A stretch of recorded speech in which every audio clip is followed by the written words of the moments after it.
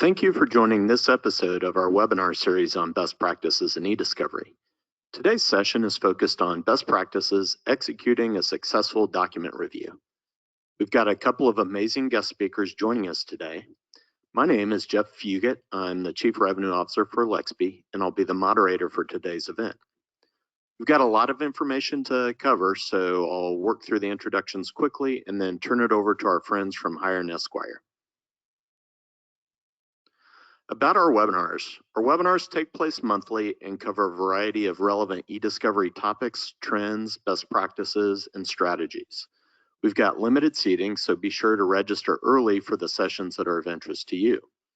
If you have technical issues or questions, please email webinars@lexby.com and we'll address them right away. Our webinars are available online at lexby.com for viewing via streaming video or downloadable as a PDF presentation or MP3 podcast. You'll find this webinar and a complete listing of other webinars at lexby.com. To be notified of future live and on-demand events, please email us at webinars@lexby.com or follow us on LinkedIn.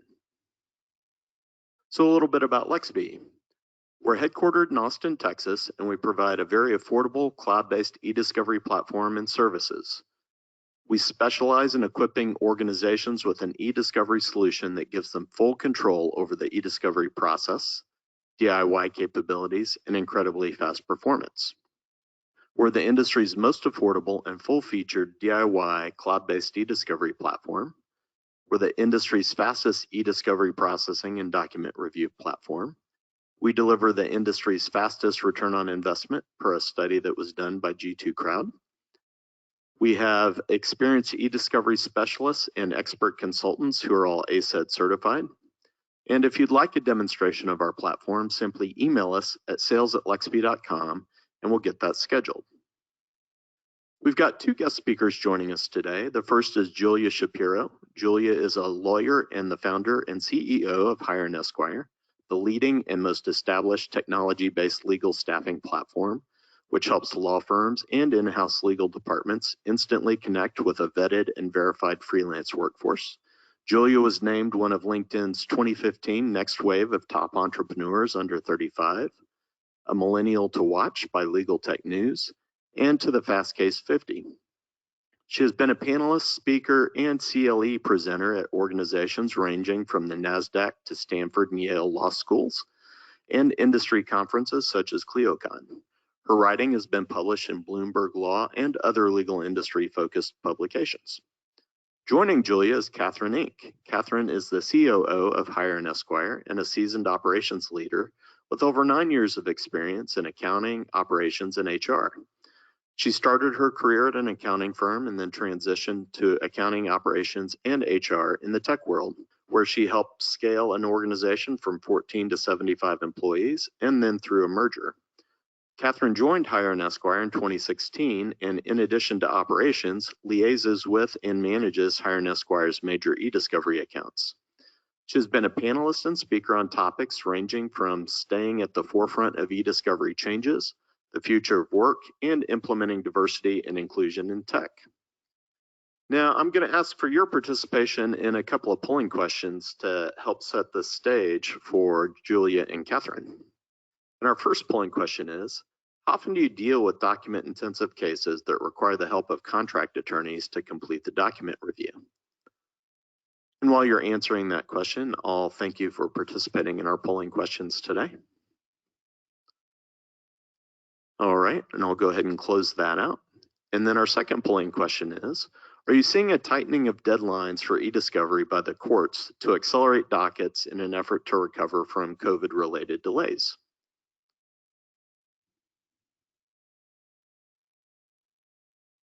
All right, I'll go ahead and close that poll. And without further ado, I'll turn it over to Julia and Catherine.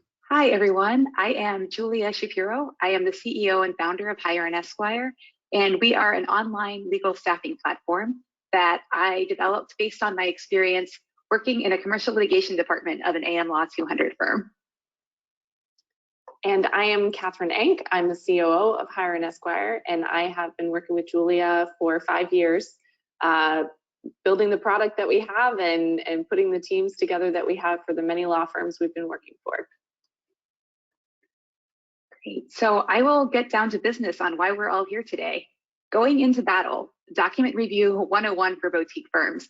And I'm sure many of you have felt like you're going into battle recently, especially if you've been dealing with post-COVID deadlines from judges and your partners recently. So today what we'll go over is basic project management 101, how to build a review team, and top mistakes to avoid. So the point that we often see clients at is they come to us when they have a ton of documents that need to be reviewed. They feel completely buried and overwhelmed. And the question is, now what? There's two situations we tend to see. One is the documents have just come in the door and it's a small firm that doesn't regularly do eDiscovery or have somebody in-house with this expertise. They might be used to smaller reviews they could do on their computers without more formal software.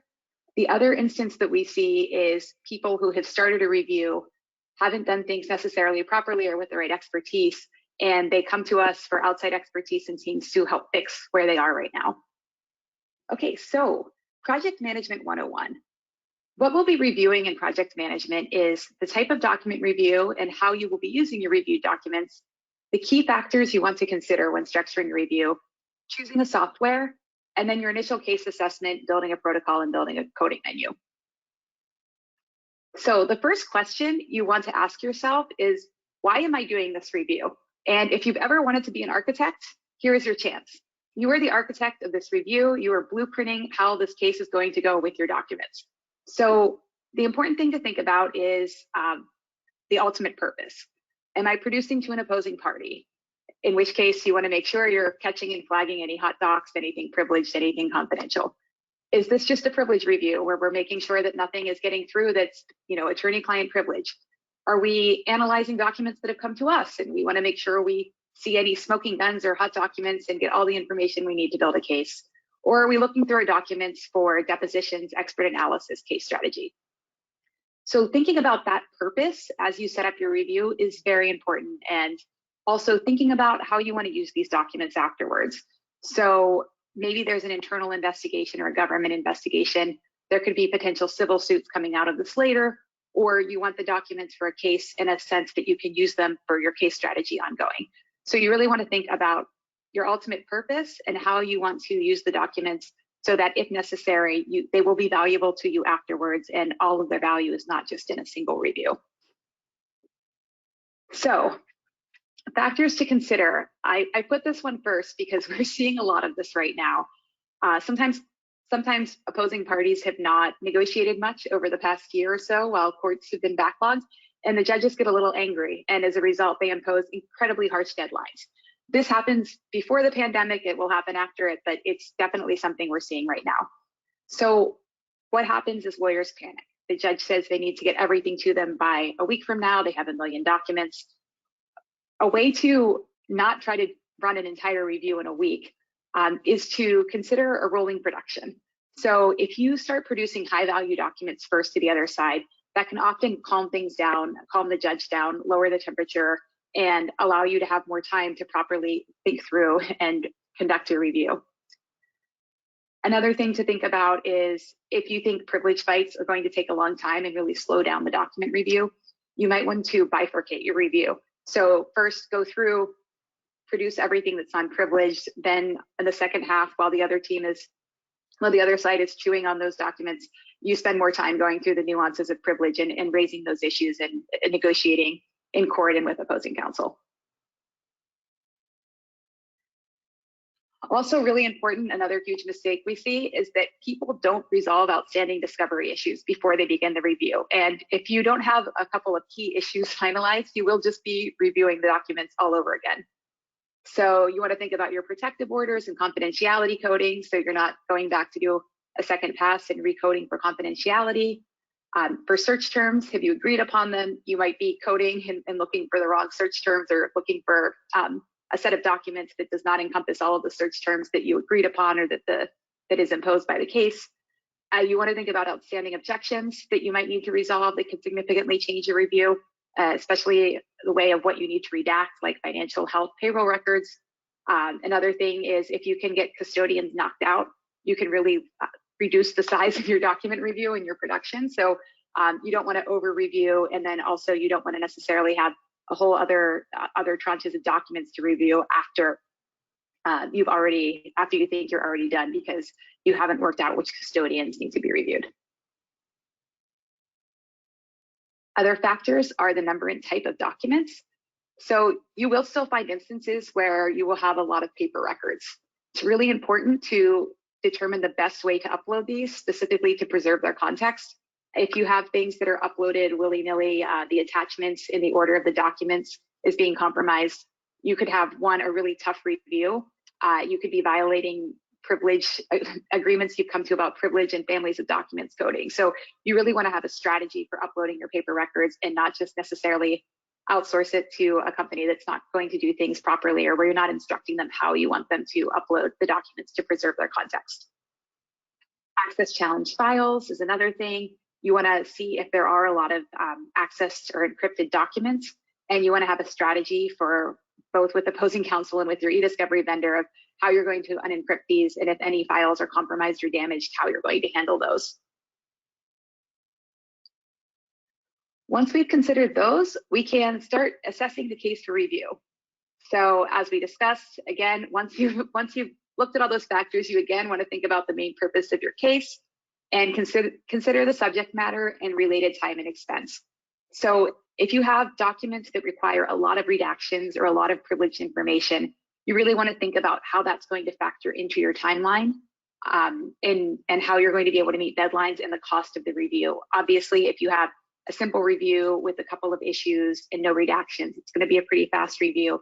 If you're going to be fighting over privilege, redacting half of the documents, it's going to take your reviewers a lot longer. And you need to think about that to set your client expectations, set judicial expectations, and make sure you meet the applicable deadlines and don't completely blow your client's budget. Once you've become oriented in the case, it's time to think about what sort of eDiscovery software you will need to use. And in this case, especially for smaller firms that have a contract with an existing platform and don't do a lot of large volume document reviews, you really want to consider if your existing platform is suitable. You want to look at the production size. Does this exceed your subscription and storage agreement? Can your current software handle specific technical tasks that might be more likely to be used with larger document reviews that you might not currently be using with the size and type of document reviews that you're doing? And you really want to look at your eDiscovery provider agreement and really discuss the project with your contact at your eDiscovery provider. You want to explain to them what you're trying to do and see what limitations on the software apply, and also what you might need to outsource. So often, if you have a very lightweight eDiscovery software, it has limited capacity for small reviews and the typical use of small firms. For certain tasks that you might be able to do more easily on a more comprehensive software system, you have to outsource these to one of their tech or support people, and this can cost $120 to $175 an hour. So these are a few ways that you can really start. Your cheap eDiscovery software can cost you a lot of money down the road. So when you are choosing a new software, a few things you want to consider is the same things you looked at when evaluating your own software or current software. What's the cost of data uploading, calling, and specialized processing, especially since now you've thought about your documents and how many specialized, encrypted, and access challenge files you have. How much is it going to cost you to store this after the review, especially if you see the documents needing to be held for a long time for future purposes? And going along with that is, if you can't retain the results on the platform, if it's too expensive, can you easily export these so you can resurrect them later? What's the availability, scope, and cost of technical support from your eDiscovery provider? Again, when you're shopping for new softwares, you should really have this conversation with the new potential software and understand what will be included and what your own staff would probably be able to perform easily, and what they're going to need to outsource, and what's going to add additional hourly consulting costs to your client's bill. Also, one thing we strongly recommend everybody does: take a meaningful test drive of the software. This is where you really find out things you often don't discover until you're too far gone into the process and it's too late to make a change. So custom coding menus are one thing that can really trip people up during a review when they find out that the custom coding menu does not allow them to do all of the things, or they can't get the information from the custom coding menu that they wanted to be able to do a lot of things in the review. So how you can realize what the limitations are is ask for a sample instance of the software. Generally, most companies will give you a demo version, and they'll let you upload some of your documents. So it might take you an hour or two to play with the new software or test drive it, but it can save you many, many hours or weeks down the road when you find out that there are extreme limitations and you can't run the review the way that you thought you were going to. So now we get to move on to designing a coding menu. And this list is not comprehensive, and we will send a coding menu, a coding memo with this presentation for those of you who attended. But these are some main factors that you really want to consider when you're building your coding menu. Of course, responsiveness is generally one of the main things that goes on a coding menu. Also remember, this includes calling out hot docs, how you're going to handle families, and how you're going to handle tech issues. Privilege, always a factor, but consider types of privilege and if you're labeling those, and what the instructions are for redaction, especially on first pass review, and any orders you might want to work out, or any agreements you might want to work out with the opposing party about how you handle large volumes of redacted documents. Obviously, confidentiality, if there's a protective order, be sure to think about how confidentiality is going to be marked in your coding menu and related redactions. And then, of course, one of the biggest parts of designing a coding menu is what issues are you going to be coding for? And we find it best practice to limit to 10. More than that, and your review team is going to be bogged down and it's going to be confusing. Generally, you might want to start with issue buckets, and you can convert those issues to tags eventually. So this also helps to show compliance with your request for production. On your coding menu, you also want to have an attorney notes field. This will alert counsel to issues. So you might have your first pass reviewers, how they can alert you to something in the document later on that's going to be important. This can also ID important information for redactions so that it's easier for the second pass going back and doing redactions on the documents. And often a tag doesn't quite encompass something, so side notes can be added on to this. So now that you've already done a lot of digging into your case, you've reviewed many things about the documents, and you've thought about the coding menu and what types of files that you have. Now it's time to really get your hands dirty and get into the meat of the documents.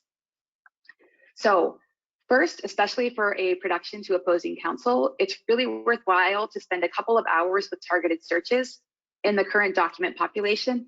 This will help you get a feel for what is there and how accurate your newly drafted coding menu is. So you can see if the issues that you thought were important were there and how the information that's coming up from those writes back to the rest of the case. As you do this, again, you'll probably want to adjust your coding menu as you find out what types of documents are there. And in addition to adjusting the coding menu, you might be adjusting your review population. Most common example is there's a search term that has a lot of common uses or is used in many ways that aren't relevant to the case or the production. So what you might want to do when you discover those things is find ways to run more targeted searches to get those more irrelevant documents out of your review and decide whether they need to be produced or what you're going to do with them. And again, kind of taking away a lot of these irrelevant documents from the beginning will allow you to produce the most high value documents to opposing counsel first, which is important if you are doing a rolling production and trying to calm everyone down on a very tight deadline. Okay, after you've met the documents and you've adjusted your coding menu, it's time to create your protocol. And a lot of people think they only need to create a protocol when they're leading a larger and or external team. And that's obviously very important. Protocols are, you have to have one when you're leading a larger review team to ensure accuracy and consistency and that everyone's on the same page and has the right instructions. But they can also be very important for solo reviews when it's just one or two attorneys internally working on a project. Not only does it ensure that you have consistency and you've built a plan for your review, no matter how small, it also provides documentation for billing. And this can be evidence to your specifically insurance clients or the insurance agency backing a client that demonstrates the review was conducted with appropriate controls and it's it's more likely to be reimbursed and billable than to be kicked out on a technicality and saying your billing isn't valid. So again, we will include a sample protocol template along with webinar materials, but a basic protocol should include, at a minimum, an introduction to the case, get all of your reviewers and everybody on your team familiar with what the case is, what you're doing. Please avoid long procedural resuscitations that nobody needs to know. Keep it short and succinct and to the point. You want to give them an overview of everything you put together in the coding menu. What does responsiveness mean? What does confidentiality mean? Where are the redactions? Same with privilege. What are the privilege issues and guidance on privilege issues in this review? And for all of these things, you want to give your reviewers very succinct examples from your own time looking in the documents of what you mean, or what is responsive, what is privileged, and also give them some examples that are slightly nuanced and maybe on the line to help them better understand and think through how they should be coding. The final things to include in a review protocol are redactions. You want to let your team know, should they be doing redactions on first pass? We often highly recommend doing it on a second pass, especially if there's a lot of them, because it allows you to review if the redactions even do need to be done, because redactions tend to be very time consuming. This can also be something where it's good to think through ahead of time. If you have large volumes that are redacted, if you've ever been on one of those cases where it's just all black Sharpie, black ink redactions in like 3 words of text, you might want to talk to opposing counsel and the judge about how you want to handle those, so you don't pay and run up your client's bill doing pages and pages and lines of redaction for a few lines of text. And of course, let the attorney reviewers know in the protocol how they should be handling the notes section, what they should be calling out, if you want them to call out redactions and where they are, and anything else that you think is relevant that they should be able to call out to you that is not encompassed in the other parameters you put together in the coding menu.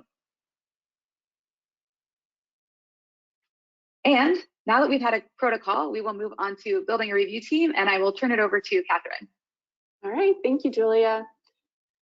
Well, so just like with any endeavor, generally managing the people part is the most challenging part. So we're going to go over a few things to help set you up for success when you're managing your review team. We're going to go through training, coaching, and collaborating with the team, looking at some classification and compliance issues, and then finding the right fit to make sure you have the best team in place. So first, when you're setting up a review team, the first thing you need to know is your timeline. So you're going to want to estimate how many human hours you are going to need based on the document volume, the complexity, relevancy, need for redactions, and the other factors that might be involved. At that point, you want to calculate the number of reviewers and come up with a timeline to figure out when you'll be able to, how many people you'll need, how many hours will be involved, so that you can make sure you're going to meet your production deadline. One mistake that we see very frequently, especially when firms are using an outside review team that maybe working with contract attorneys that maybe they don't normally work with and are not as familiar with the case as their internal team may be, is that you want to expect a minimum of 1 to 2 days of ramp up time for the team to set the pace that they'll keep for the rest of the review. It takes a little bit of time for them to get familiar with the protocol, especially if you're using a new technology for the review as well. People may need a little bit of time to get accustomed to the way that this review is going to work. Once you've done this, you may find that you will be needing external help and will not be able to complete the review with the team that you already have in place. You're going to want to be brutally honest about your firm resources and who you have available to review documents, manage and execute the project, and also if you will need external help to coach and lead or project manage the review as well. Once you've looked at all of these different factors, you're going to want to decide how many reviewers you'll need and what additional support you might need as well. This can include quality control, individuals who are specifically assigned for that, a team lead, or a project manager may be necessary. Next up, the basics of running a review. So you want to decide on some parameters for managing the review from the outset. This is another mistake that we frequently see with firms that we're working with, is that they fail to set up key contact individuals and communicate that from the beginning so that everyone knows who to reach out to. So you want to think about what issues may come up and who should they be reaching out to either in the firm or on the team for answers to their questions.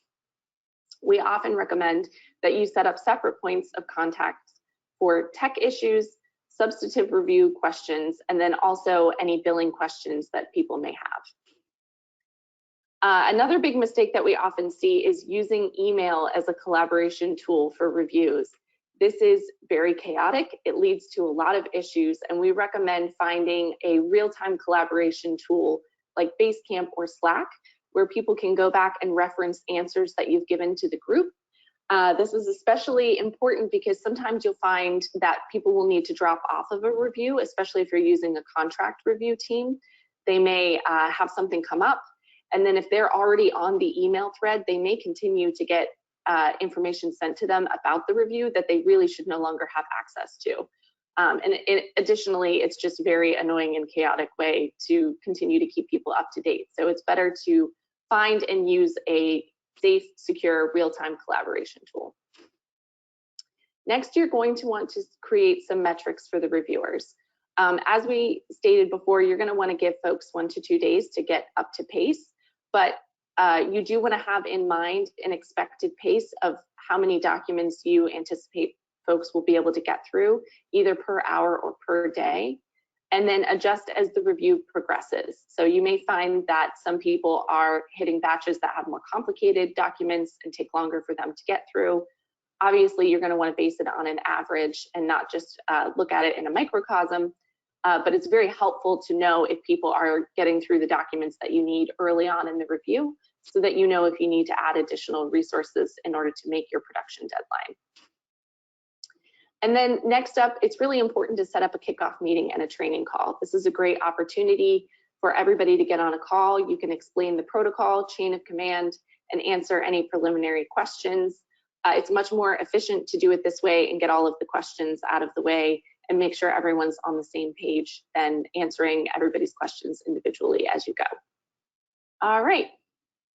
Next, you want to make sure that you are in compliance with your employee classification. So by federal employment law, document reviewers about 99% of the time should actually be classified as W-2 employees. There are a few very rare exceptions to this based on the parameters of the role, but according to the federal guidelines and the roles of a document reviewer, they should be W-2 employees. So you want to be aware that if you do choose to put the contract document reviewers on your payroll, this could potentially increase your unemployment insurance and increase your risk of wrongful termination claims. One way that you can remain in compliance but also mitigate risk for your firm is to consider using a staffing agency like Hire and Esquire that acts as the employer of record, manages compliance, and then further clarifies that the employment relationship is actually a contract temporary role and was never intended to be a long-term commitment. And then another thing that you want to keep in mind, so especially during COVID, but this was the case previously, there's been a lot more adoption since COVID though, there are a lot of remote reviews happening now with contract teams. So sometimes you may be finding reviewers from all over the country who will be working on the review at the same time. You just want to have your HR person or your agency look into whatever the local employment laws are. As an example, California, of course, always has the most employment laws of any state in the country. And so in California, overtime is anything over 8 hours in a day if someone is working 5 days a week, and anything over 10 hours a day if they're working 4 days a week. It doesn't matter if they still only worked 40 hours in that week. They actually count how many hours you've worked per day, and if you go over 8 in a day, you owe them overtime. So there are a lot of little local employment laws that you want to make sure that you either have an HR person or your staffing agency is paying attention to these things and keeping you compliant. Okay, so finding the right fit is very important. If you've ever worked with an external review team before, then you know that it's really important you have people that you can rely on and who are going to do good quality work. One of the things that we assess for is soft skills, and the ideal soft skills that we've identified for document reviewers are diligence and conscientiousness. And for a team lead or project manager, you also want to look for high interpersonal sensitivity, since they will often be managing a lot of communication between a lot of different parties. At Hire and Esquire, we actually have a fit score built into our product and into our process, where we assess soft skills and hard skills to make sure that reviewers are the best possible candidates and that they're going to be set up for success and be able to complete the review in the best possible way.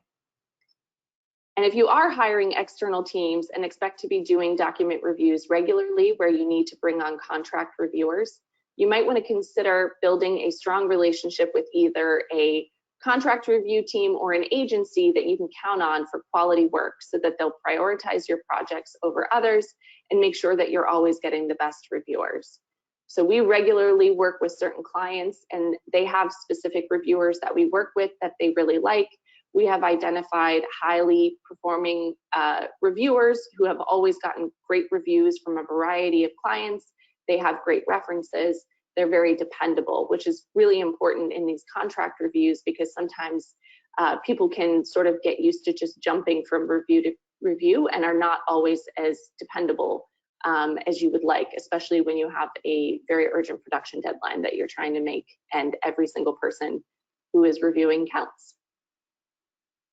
So one of the things that we find is really important at Hire and Esquire is not just making sure that attorneys have the right hard skills to be able to perform a role, but there are 80 years of industrial organizational psychology research that show us that soft skills are incredibly important and are a great predictor of whether individuals will be successful in the role that they're in. So we've put a significant amount of work into cataloging different practice area roles and jobs within the legal profession, and identifying what soft skills are necessary for each of those roles. And then we've put together assessments on our platform that help match attorneys who have the right hard skills and soft skills to the jobs that we have on the platform, so that folks can be set up for success. And this helps ensure that the right people are being navigated to the right jobs, and also that firms are finding candidates that are going to be successful. And this is important also in document review, where you can we can actually test whether or not someone has the skills, hard and soft skills, required to be successful and be a great reviewer on a contract review. So what we're looking for when we are looking at different document review candidates is diligence and conscientiousness. So this means, are they going to be very aware of what the protocol is and stick to it very closely? And then are they also going to continue to remain on the job and stick through until it's completed, and making sure that they understand what the protocol is, and that also they're not going to sort of just skip through elements of a document without making sure that it's done properly. So those are some of the soft skills that we're looking for when it comes to a document reviewer. Whereas for a team leader or project manager, we're also looking for high interpersonal sensitivity. So sometimes document reviewers can just sit at their computer and they can code documents. They don't have to do a lot of communication. So our interpersonal sensitivity is not very important for them. But a team lead or a project manager is going to be navigating a lot of different situations with a lot of different document reviewers. They're going to be meeting with different people, either associates or partners at the firm. They need to be able to communicate competently and in a way that's going to help navigate any situations that might come up, and create a better working environment for everyone, instead of creating more friction. Mistakes to avoid. This is my favorite section. I feel like this is an important public service announcement based on the distress that we see people in when they come to Hire and Esquire. So the number one mistake we see is having an associate figure out how to run a review. eDiscovery is really its own expertise in art form. And not that your associates aren't smart and they can't figure it out, but often, in addition to you asking them to learn a new skill set and expertise, and the risk that comes with them learning this on the job, they're in the middle of 5 or 10 other cases at the same time. So they don't really have the bandwidth to be doing this correctly. We've seen this be a recipe for failure. Often a firm will have to come to us for outside expertise to fix the review. And another thing we've seen recently is overwhelmed associates quitting or leaving for another job in the middle of being asked to run a review. As you all know, some of you may have been noticing how hard it is to hire in the current market and how quickly people are job hopping. And we've had a few fires post-pandemic where the overwhelmed associate responsible for review has left in the middle of it. In addition to this, running up your client's bill and making you potentially have to write off a lot of billable hours and redo the review. This could be the straw that breaks the camel's back with losing some of your good associates when they're completely overwhelmed. If your associate does stick around, the other major issue we see is poor management of this review by your overwhelmed associate. So once again, if they are working on 50 other cases and are already stressed out, it becomes hard for them to respond to reviewers, properly coach people, properly QC documents, and this creates bottlenecks, and the overall work product of your review will not be good. So this is where, especially if you're a small firm with limited resources, you really want to strongly consider an external project manager or team lead, depending on the size of the review and how many people you have to manage. And again, that's something that people often come to hire an Esquire for, are these project managers after they've had poor results or a problem trying to do this internally with an associate who really doesn't have the bandwidth to answer questions and manage a team. The next mistake that we see is a little bit what we were discussing before in terms of misclassifying contract attorneys as independent contractors. So when it comes to document review, they really should be classified as W-2 employees. And while enforcement does vary by administration, it generally ramps up by local and federal tax and unemployment funds during recessions when they're looking to get some funds back. And they can and will reach far back into the past for fines and penalties. So it may seem like you've been able to get away with it, or like there's no immediate consequence, but it may potentially come back and be a problem for you at a later time. And the other mistake that we see frequently is firms that want to pay lowest dollar hourly rates to contract attorneys. This might seem like it's a good strategy to keep the billing numbers down, but unfortunately it usually ends up being more expensive because of turnover and issues that it can create. So the document review market can be very volatile. It's a very seasonal sort of work, and a lot of projects can be happening at the same time. And if suddenly there are a lot of reviews and not a lot of reviewers, the value of their time goes up. And because a lot of contract document reviewers are used to a feast or famine earning schedule, they will absolutely jump on a review that has a higher hourly rate or is projected to last longer. So if you want to make sure that the reviewers you have been able to secure are going to stay in your review, you want to make sure that you're paying them a competitive hourly rate. And paying well below market can also hurt morale, quality, and further exacerbate a flight risk. Trying to hire them directly without proper resources for vetting can also create delays. It's very helpful to have a trusted partner that you work with, either a staffing agency or a review team that you work with regularly that you know is going to be able to vet candidates and make sure that they're going to be the kinds of document reviewers that you can count on. And next, we see this a lot where firms are overly optimistic about the timeline. I think we have all collectively learned in 2020 and forward through now that anything that can go wrong probably will go wrong. We have seen actual hurricanes, floods, and wildfires obviously thrown into the review process as they interrupt people's access to internet or electricity, etc. This can create a lot of issues. So on large review teams, also someone will inevitably have a family or medical emergency. It just happens every single time. So when you're deciding on the size of your review team, you want to factor in extra time and padding and consider that there will be interruptions that you don't know when they're going to happen. You can't anticipate exactly what the interruption will be, but you can pretty much guarantee that there is going to be some kind of interruption. Since contract attorneys are generally only paid for their hours worked, there's really no harm in starting with a larger review team and finishing either early or reducing your team size later in the review if you find that you're ahead of schedule and you're going to be able to meet your production deadline easily. It's much easier to start the review with too many attorneys and then reduce your number of attorneys than it is to try to bring people on board later in the process, you'll have to do additional training, additional kickoff calls, go over the protocol all over again, and then don't forget that they need a few days to be able to ramp up once you're bringing new reviewers on. It's much easier to do all of that at once with a larger team and then reduce your team as you find that you're ahead of schedule. And thank you for hanging in there with us. I know this was a large presentation where we covered a lot of information, but we hope that what we presented was valuable and that this will provide you with the tools and a blueprint to make your review move from something that's completely overwhelming, where you feel buried under paper and documents, to something that's joyful and organized and will help make your case a winning case and very successful. With the webinar materials, we will also send you these additional resources and links. Of course, on the Lexby website, there is their eDiscovery checklists. We'll be sending along the coding menu and a protocol outline, and then links from our site on the IRS classification guidelines, freelance law library that has a lot of resources on hiring contractors and managing talent.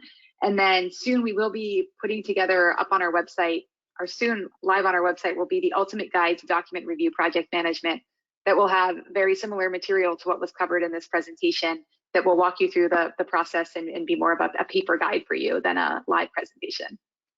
So thank you again for your time, and thank you to Lexby for inviting us to present on a webinar with them. Thanks, Julia and Catherine. That was a great framework for structuring a successful document review. Now I'm going to briefly walk you through how Lexby helps law firms and enterprises address the challenges of document-intensive matters. I'll start with the technology aspect of eDiscovery. One of the great aspects of the time that we live in is there is no need to have large, expensive in-house infrastructure from an IT standpoint to support eDiscovery applications. Broadband is almost ubiquitous, and the cloud delivers incredible processing and storage capabilities for a fraction of the price of on-prem big law infrastructure, and it's highly secure. With Lexby's eDiscovery platform hosted at Amazon Web Services, you get on-demand capabilities that scale to address the needs of your case. The cloud levels the playing field for boutique firms handling document-intensive cases. With Lexby's cloud infrastructure, you can get from document ingestion to review faster and get your productions out the door faster. All of your remote or mobile connected employees can access the Lexby eDiscovery platform via a web browser. It works great on Macs, PCs, iPhones, and Android devices. So that also plays in when you're hiring contract attorneys. You know, it's easy to access. We've got great controls in place so that you can manage your document review team. As Julia mentioned, when you're looking at eDiscovery software for a document review, two critical factors include flexibility of coding, so you can customize the platform and be able to code the documents according to the matter that you have and following the protocol. Lexby has that flexibility, so you can create custom tags on the fly. And then another issue that Julia mentioned was also the challenges associated with redaction. The great thing about the Lexby eDiscovery platform is that we have full auto redaction capabilities with standard rules like social security numbers and account numbers. And then you have the ability to create custom redaction rules too that would, again, apply to all the documents in the matter and give you the ability to streamline the redaction process. On this slide, I wanted to point out that Lexby is a single end-to-end eDiscovery platform. Unlike many eDiscovery providers, you don't have to move your data from one solution to another. Say, for example, having it in processing first and then taking that out and moving it over to a review platform. Lexby has fully integrated processing, review, analytics, case timelining. We've got AI algorithms and production capabilities. We also have our own AI algorithms and predictive coding, which other providers often outsource to third parties as well. So keeping your data in a single end-to-end eDiscovery platform like Lexby helps eliminate the risk of errors from moving your data between platforms, as well as eliminates the cost of what other vendors call promoting data from one platform to the next. Usually that comes at a hefty price. Also, for those document-intensive matters, With a lot of users reviewing documents, you'll find that Lexby has very efficient document batching and review management capabilities, so you can optimize the productivity of your review team. All right, Lexby transcription services. With the growth in Zoom calls and other web conferencing services due to COVID, we're seeing a big growth in audio recordings and matters. With Lexby's transcription service, you can easily incorporate these files into your document review workflow. Our neural network transcription engine generates a transcript that identifies the different speakers, timestamps where the dialogue takes place on the recording, and makes it all fully searchable at a fraction of the cost of human translators. Lexby also utilizes AI algorithms for several use cases, including transcription, translation, sentiment analysis, cognitive image recognition. So if you have a lot of photographs in your case, it'll automatically categorize those based on the content of the photo, entity identification, and more. So these algorithms are tuned to perform these tasks and enable firms to handle document-intensive matters with limited staff. So these AI functions are fully integrated into the Lexby eDiscovery platform, and therefore you don't have to, again, outsource this to a third party or move files from one provider to another. Now I'm going to talk to you about eDiscovery pricing. The purpose of eDiscovery technology should be to improve your document review capabilities while driving efficiencies in both time and cost. Unfortunately, there's still a lot of eDiscovery providers that don't pass on the cost savings that technology delivers. We host the Lexby eDiscovery platform in the Amazon Web Services cloud. Our processing, storage, and networking capabilities are not only highly advanced, but they're also incredibly cost-effective, and we pass those savings on to customers. Here's an example of how we compare to a relativity reseller. By definition, a reseller must incorporate margin into the sale in order to actually have a business. So there's always that you need to take into consideration, and you need to certainly weigh the value that they deliver for that margin.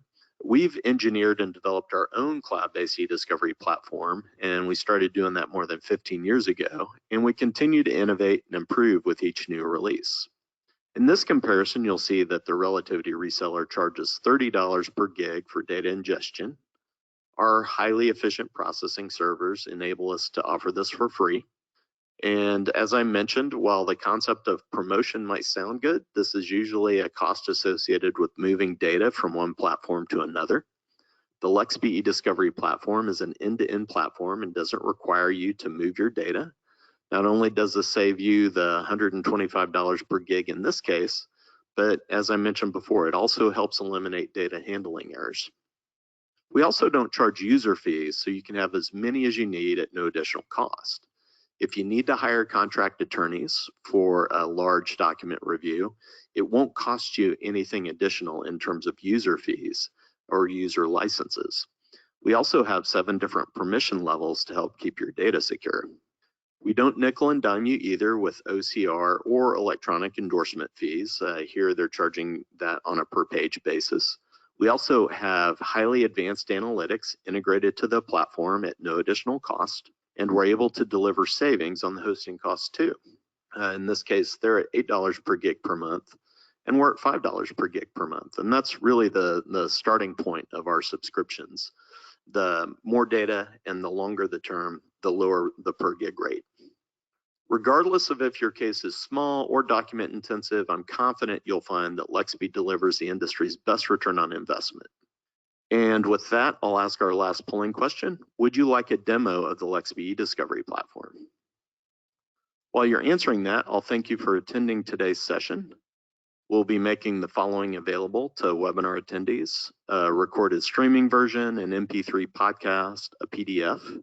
And please let us know if you have any questions or comments about this webinar or suggestions for future topics.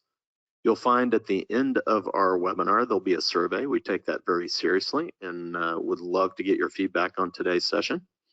This webinar is part of the Lexby eDiscovery webinar series. For notices of future live and on-demand webinars as part of this series, please email us at webinars@lexby.com or follow us on LinkedIn. And with that, I'd like to thank Julia and Catherine for presenting today.